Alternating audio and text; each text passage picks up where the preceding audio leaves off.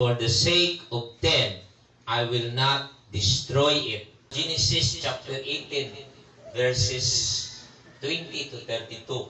Dili nako laglagon tungod og alang sa napulo na ay singgit sa hilabihan nga pagpakasala sa Sodoma o Gomora. Kay sa pagsugod, gikausara sa Ginoo ang katawhan paagi sa lunok nga gisilutan. Tungod sa rainbow, na ipanaad ang Ginoo nga di na siya magpadalag lunok kung masuko siya. So ani nga time, ang Sodom raman o Gomora ang nakasala, ang Sodom ra o Gomora ang iyang silutan. Dili ang tanang katawhan.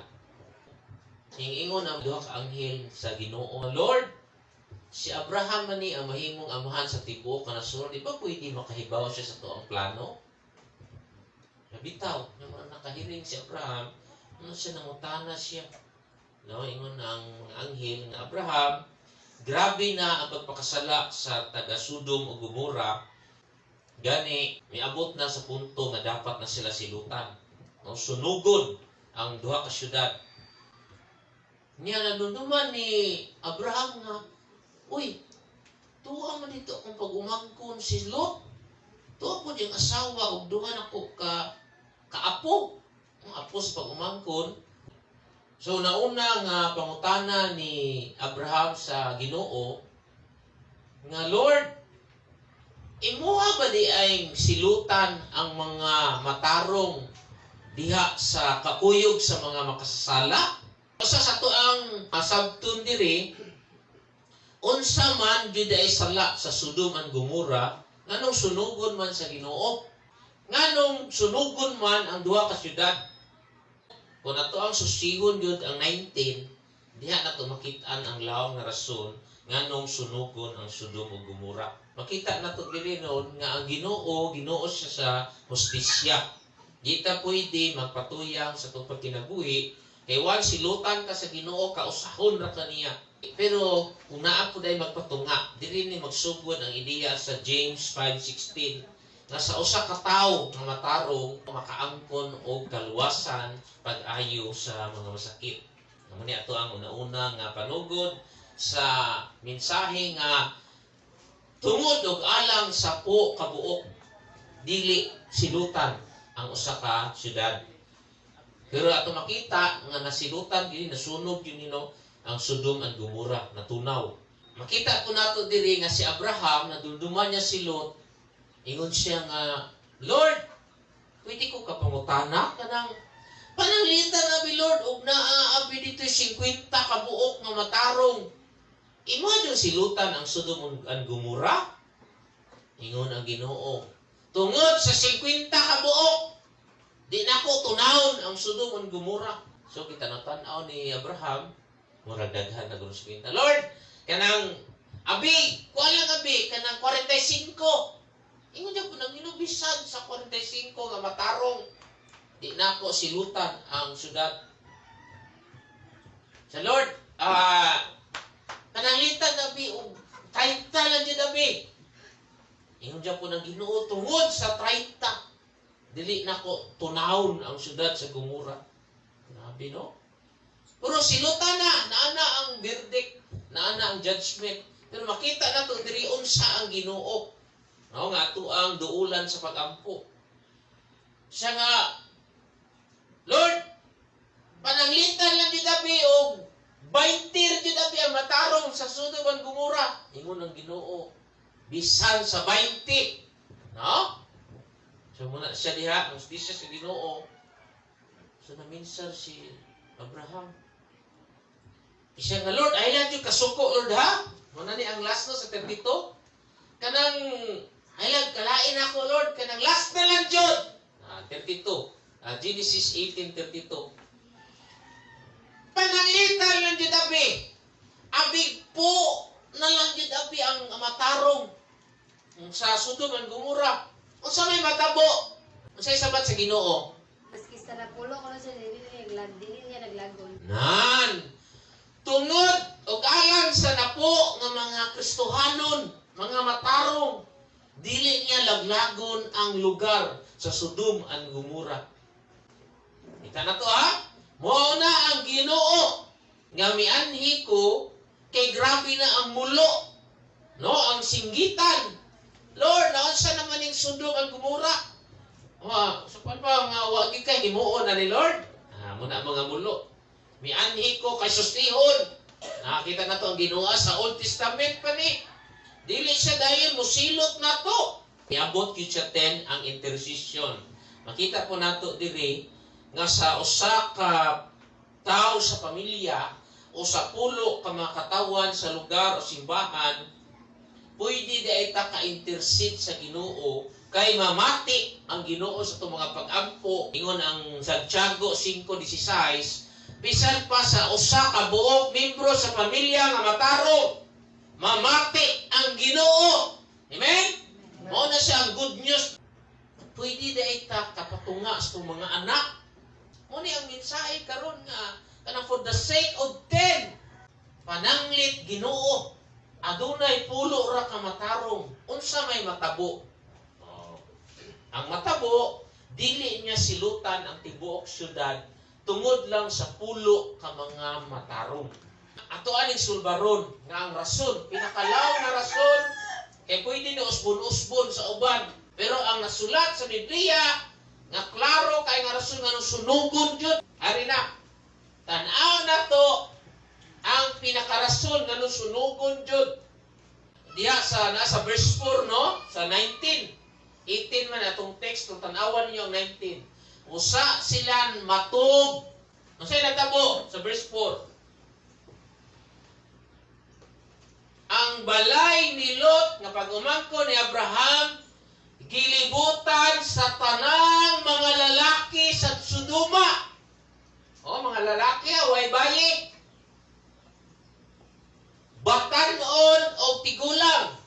Tanan nga mga lalaki sa Sodoma, gilibutan ang balay ni Lot.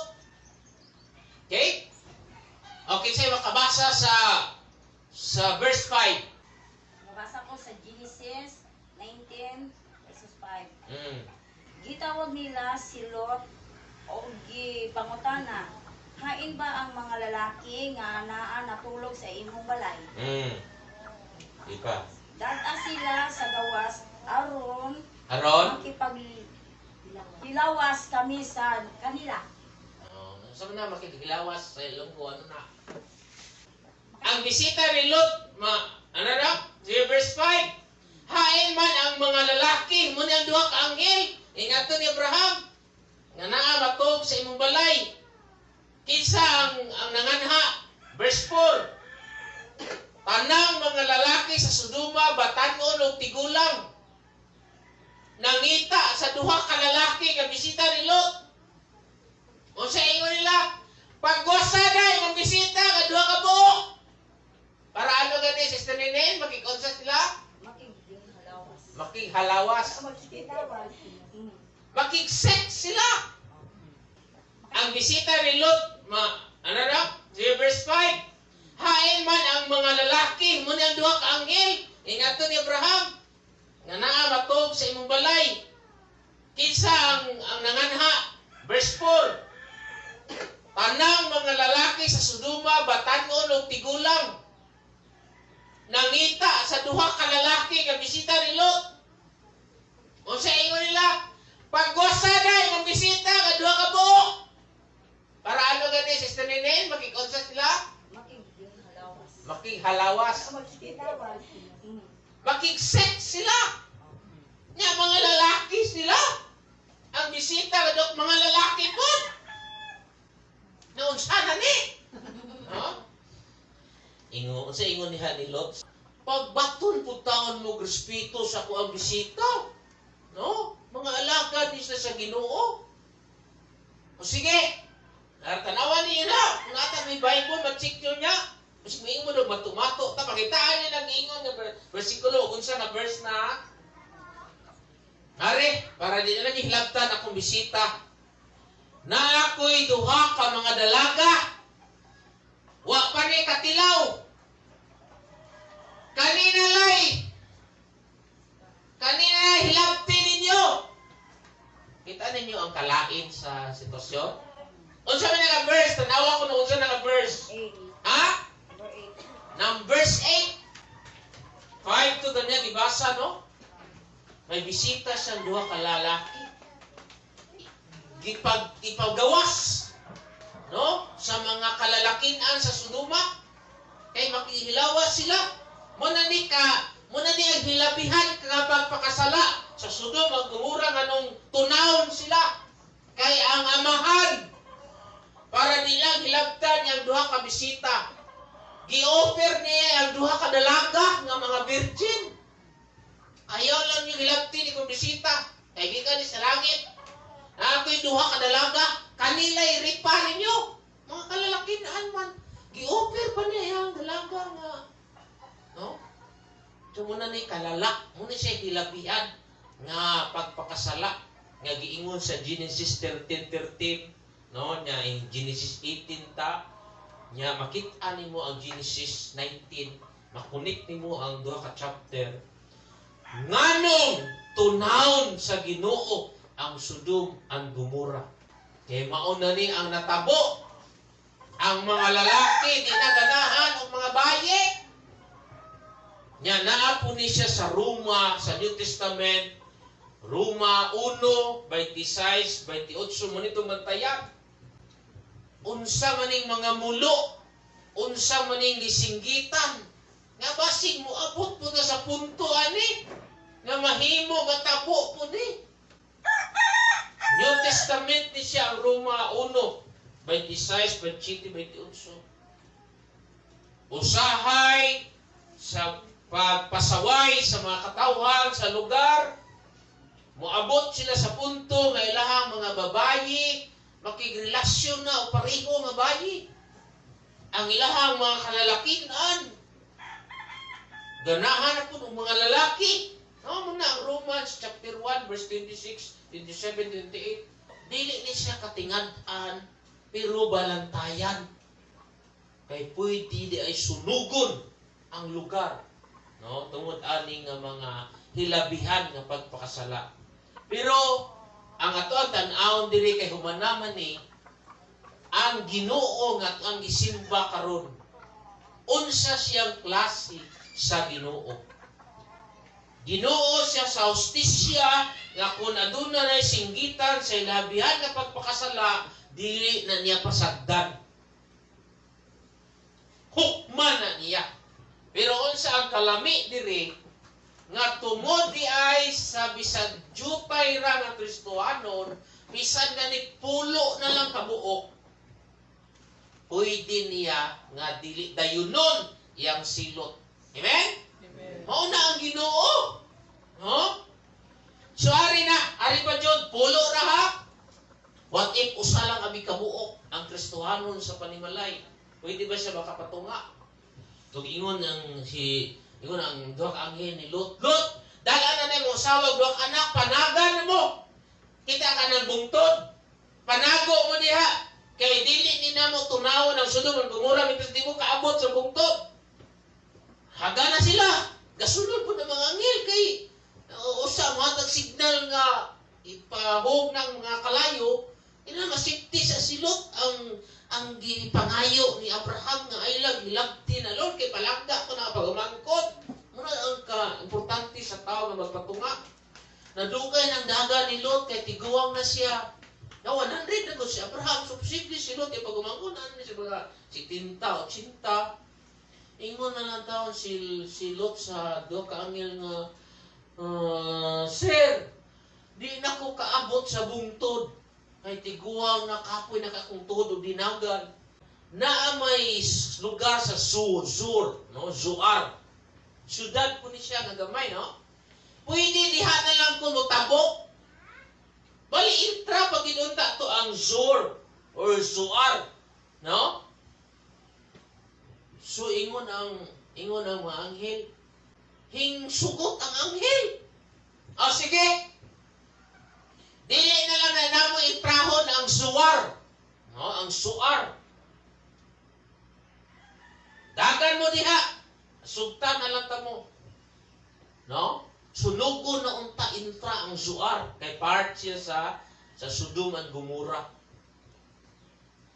Wala intraha, no, ang lugar sa Zoar tungod ni Lot nga mihangyo.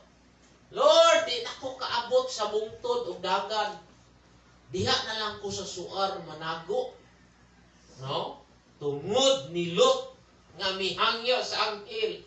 Ang Zoar nga syudad wala na intra sa silot. Ang ingon pa gyud sa anghel, Lot, dagan mo dito sa bungtod o sa kanang sa Zoar ha, kay gadali ta. Ayaw na mo balikin. No, si Lot ko'y singasawa og duha ka anak nga bayi. Dagan na mga ng Zoar, ayaw nang balikin. Ayaw naglingi. Naunsa man ang asawa ni Lot, hinglingi pa man. Nahimong estatwa sa asin. No, ayaw balikin ba sa mga miagi. No, okay. Tunahon na sa Ginoo. Ang ingon ang Santiago 5:16, makita na to diri nga New Testament na niha kani ang Genesis 19 about sa lugar sa Zoar, no, nga hinghangyo na taw ang tiguang ay nalaning hilakti ang Zoar, hindi okihan. So ingon ang Santiago 5:16, ang pag-ampo sa mataro nga tao. Mataro nga tao ha, dili mga tao. The prayer of a righteous man avails much. The prayer of a righteous person is powerful and effective. Amo ni siya ang New Testament na version sa Genesis 19. Nga gisalbar sa Ginoo ang Zoar, gisalbar ang sa Ginoo ang pamilya, gisalbar sa Ginoo ang simbahan o ang lugar sa sitio maitom, barangay o syudad tungod lang sa usa ka tawo. Mao po ni siya ang bag-o nga version sa New Testament sa James 5:16. The prayer of a righteous person is powerful and effective. Bisag sa usa na lang katawo nga matarong, may dako ni siya nga kahimuan sa imuhang gihandog, gipangayo sa Ginoo para sa imong pamilya, para sa imuhang simbahan o para sa imuhang lugar nga gipuy-an.